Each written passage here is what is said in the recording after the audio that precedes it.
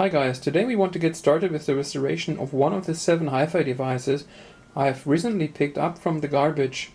So the first device I'm trying to get back into good shape will be the PL-300 turntable from Pioneer. So the table is complete, nothing is missing, but it is in a pretty rough shape. So when you look at the dust cover, it's pretty dirty. And that is something that is very easy to sort out, of course. We just need to give it a good clean. I'm more concerned about the condition of the buttons. These buttons are oxidized and they look really bad. And they're also no longer functional because when I tried on the other side, pushing the speed button, it will never come back again. So it's stuck now inside this position and I need to find a way to get it back out again. But I think I will remove both buttons anyway to clean them. Another issue is the table itself. You can see there's a lot of oxidization on the aluminium from the platter. So we need to get rid of that. For that we will have to remove the whole platter and clean that. So for that I will use some polish and then it should be nice and shiny again and everything should be good. There's not much work for the arm and for the stylus or anything related to the cartridge because it seems to be still in a good shape and there's still stylus on it and I hope it's functional. But there's one important thing what we need to find out first, and that is if this table actually spins, if it's actually working or not. So let's give it a try first. I've plugged in the turntable. Let's see if we move the arm, if the actual platter starts to spin or not. Okay, so it is secured here, which is good. So let's move it a little bit and it starts to spin. That is awesome. Perfect. Okay, let's keep the arm a little bit up. Move it somewhere here. Okay, that's all good and safe. And what is important is if it would maintain speed. And when I look here at the stroboscope, you can see it's not moving into any direction. So it's perfectly holding speed. So that's another good news. So I'm really happy about that. Not sure how quick it's actually spinning at the moment because this button is now stuck here. But again, that's something we will be fixing. The rear side of the turntable doesn't look too great either. The hinges are really rusty and dirty. But I'm glad that this turntable actually still has hinges and that the dust cover is in a working condition. Okay, so to fix the buttons, my plan is to turn the turntable upside down and open it up from the bottom. So turntables don't like to be upside down. So the first thing I will do is I will remove the platter.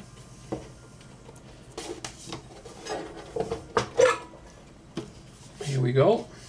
Put that on the side.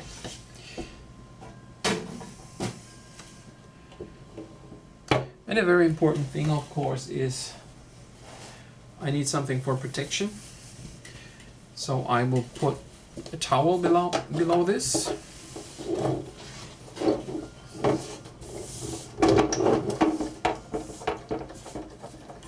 All right.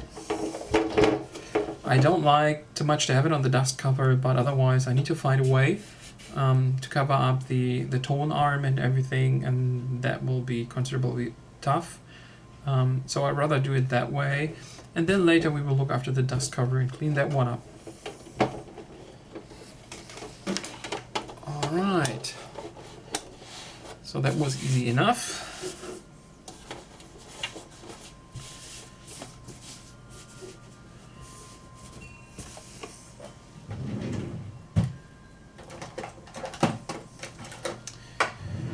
So let's get the right tool and let's have a look inside it.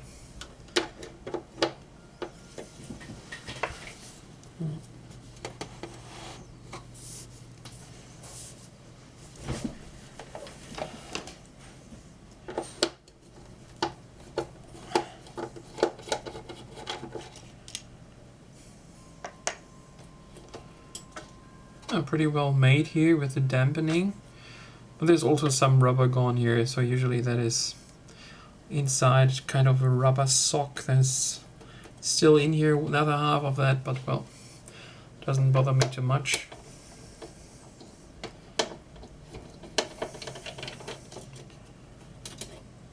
Same with this one.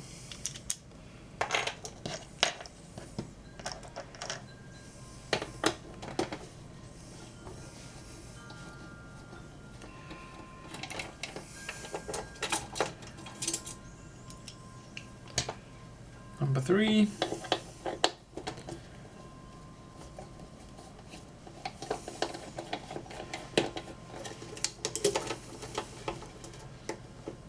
And number 4.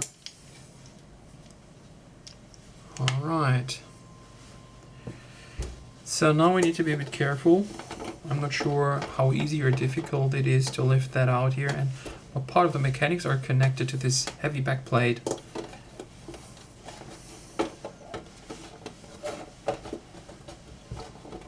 Okay, so it seems the whole tone arm assembly is connected to it. That is bad news.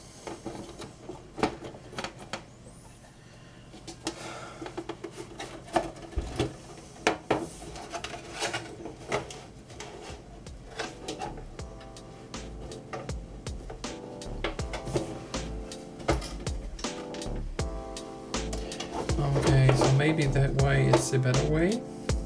Just move that inside here. Lift the whole assembly up.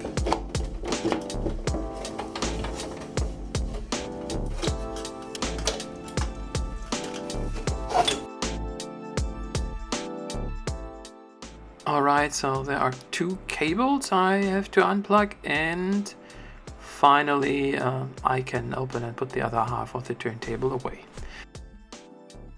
So that's how the inside of the turntable looks. So we can see the circuit board, which is a drive control, and you can see one of the cables that I had to remove to be able to remove the top part of the cover. And these are rubber parts. They were parts of the suspension of the turntable, so they were around the springs that I have removed from the backside. But of course now they are basically gone, so that's all that is left of it. But that doesn't bother us too much actually. A big innovation for this turntable was the motor, which was celebrated as the thinnest turntable motor that was ever produced. So because this motor was so thin, Pioneer was able to build a rather slim turntable, and so that was praised as one of the big innovations that came together with this PL-300 turntable at that time.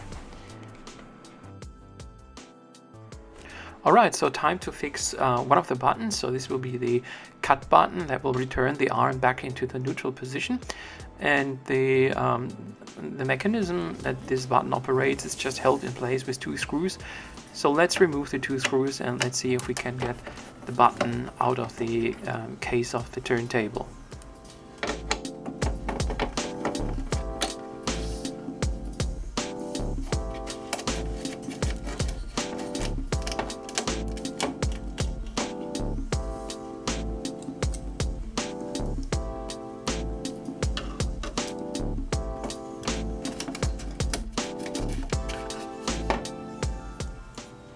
Alright, so that was button number 1, and the next will be the other button, that is the speed switch between 33 and 45 RPM. For that I have to remove this circuit board to get to that and unplug some wires. That is a little bit more involved than the other button, but it's not a big issue.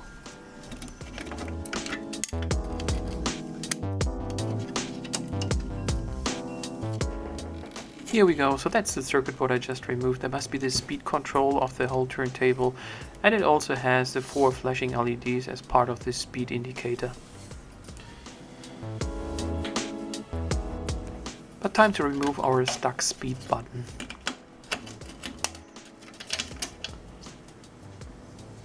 And there it is, and it's definitely in a bad condition and really dirty.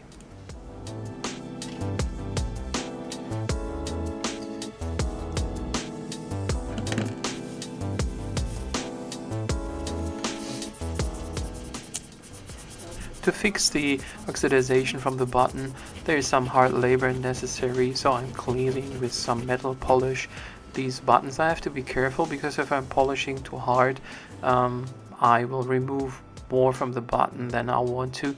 And yeah, after a while of polishing, the first button, that's the cut button, that came out pretty well. But definitely you can see some scars from the oxidization I wouldn't be able to get rid of. But later when it's installed in the turntable, it will definitely look pretty good.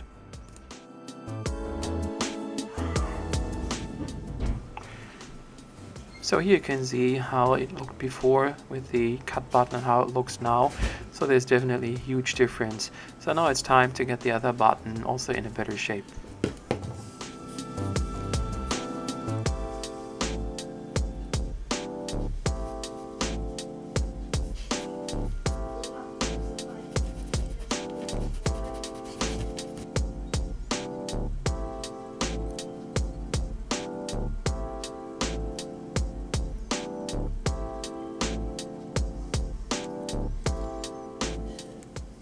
So done with both buttons. They both look good and they will look great when they install in the turntable, and even more important, they will work the way they are supposed to work. But we are not done yet with cleaning. Another thing that definitely deserves some attention, that is the speed indicator. So let's remove this speed indicator and let's give it a good clean as well.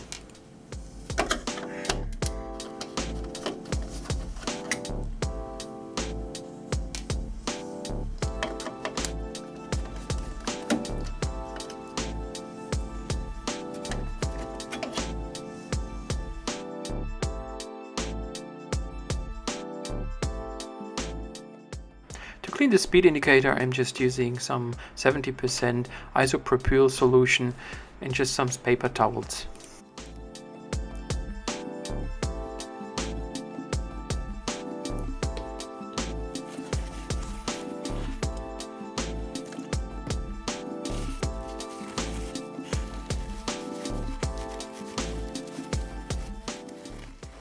This part of the speed indicator is nothing but a mirror and a lens.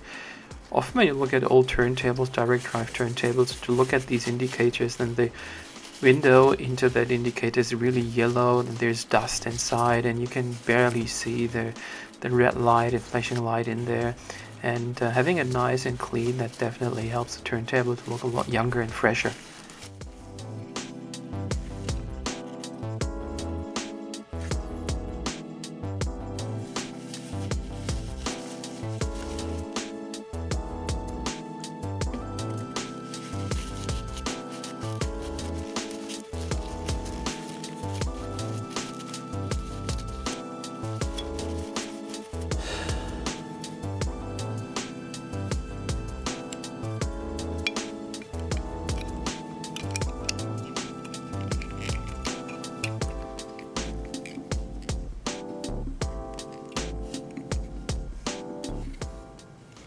Yeah, it looks pretty good. Time to install it then back into the turntable.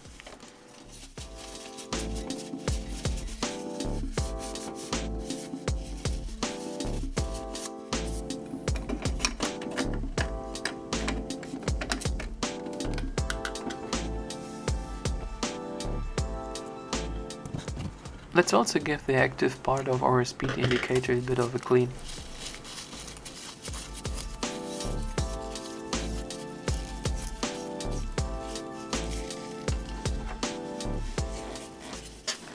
Time to get our buttons back in.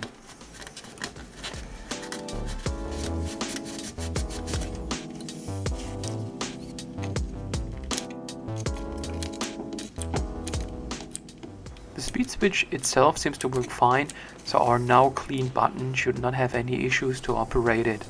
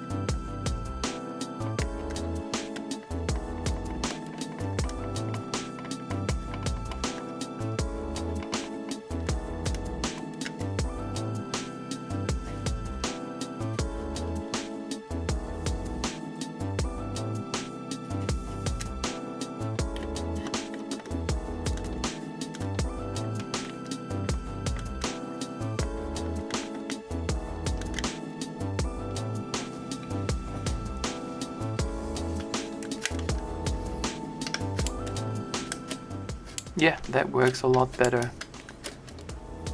Okay.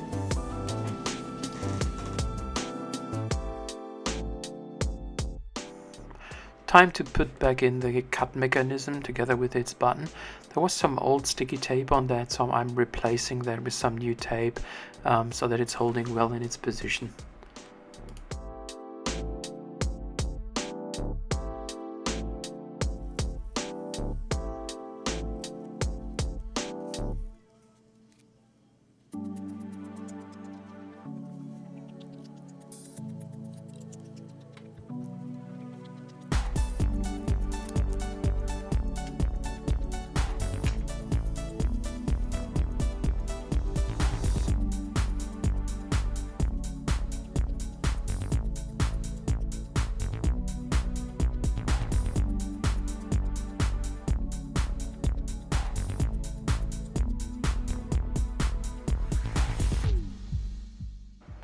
Okay, just making sure that the visible side from the front of the table is the better looking one.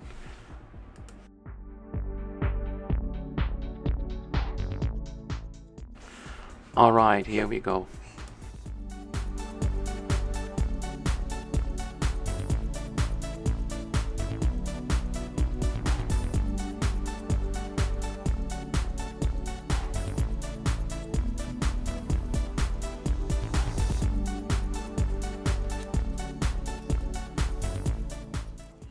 And time to reinstall the cut mechanism into the turntable.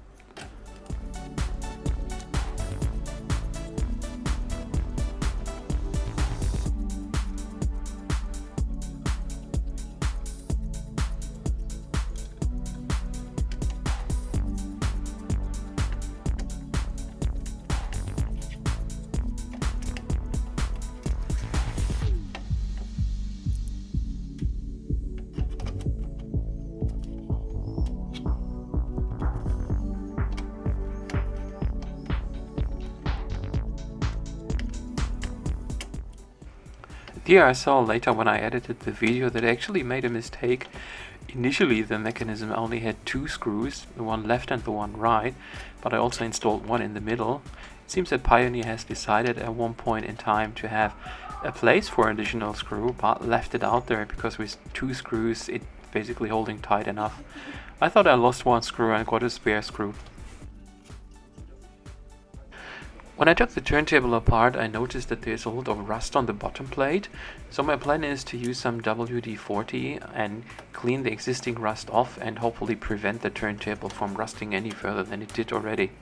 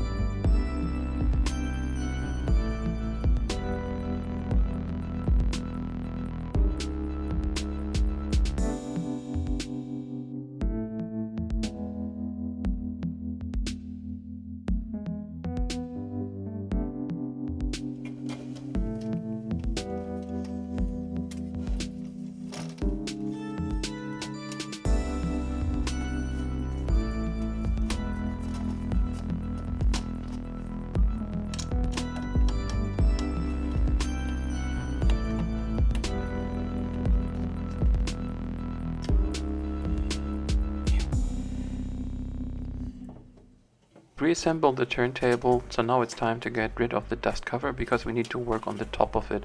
But first let's have a look how looked the turntable before and how it's looking now after we have restored the buttons. And of course the speed indicator. Buttons that are shiny again and they're working without any issues. I'm very happy how this speed indicator turned out. That just looks amazing. It looks like brand new. That makes a huge difference. And also our speed button is no longer getting stuck and it's just working fine. So this video is getting really long and there's still a lot to do to get the PL-300 with the world's thinnest motor into the condition that we can see here in the picture. So the restoration will continue in a second video and then we will give the turntable a go and have a test listen to it as well. Don't forget to subscribe to not miss the second part of the video and thank you for watching.